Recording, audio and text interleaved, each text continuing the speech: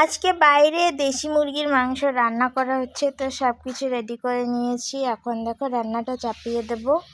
প্রথমে উনুনটা ধরিয়ে নিচ্ছি, তারপর পরিমাণ মতো তেল দিয়ে দিচ্ছি।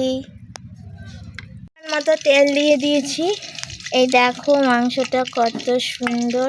এই যে মেটেটা দেখতে পাচ্ছ, এটা বাবুকে খাওয়াবো। তারপর দেখো তেজপাতা দিয়ে দিলাম, পেঁয়াজ কুচি, লঙ্কা কুচি, গোটা দুটো রসুন। এবার একটু নাড়াচাড়া করে নিচ্ছি। তো পেঁয়াজটা দেখো লাল লাল হয়ে এসছে। এখন গোটা মাংসটা দিয়ে দেব। সম্পূর্ণ মাংসটা দিয়ে দিলাম। এখন একটু নাড়াচাড়া করব। 2 মিনিট এরকম করে নাড়াচাড়া করতে থাকবো।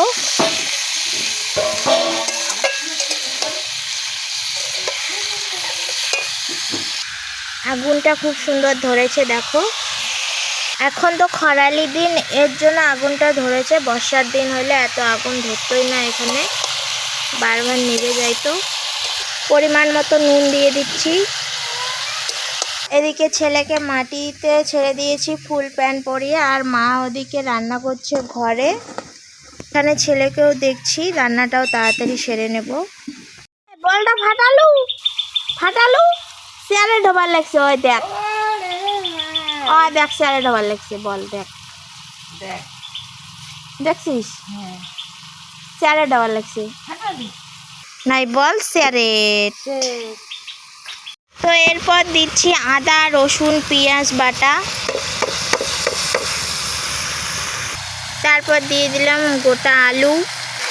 মশলাটা দেওয়ার পর একটু নাড়াচাড়া করে তারপর কষানোর জল দেব। দিলাম হলুদ।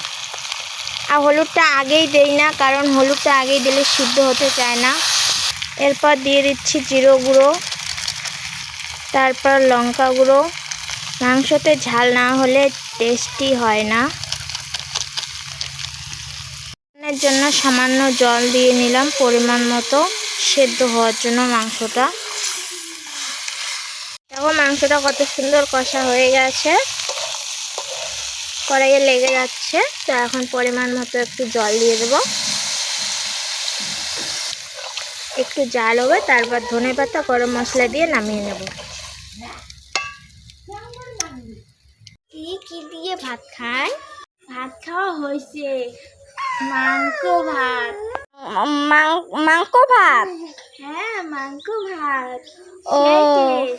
ও গাইস দেখো, আমার বাপের বাড়িতে ছোট্ট একটা মরিচের গাছে কতগুলো মরিচ ধরেছে, আর এই লঙ্কাগুলো খুব ঝাল।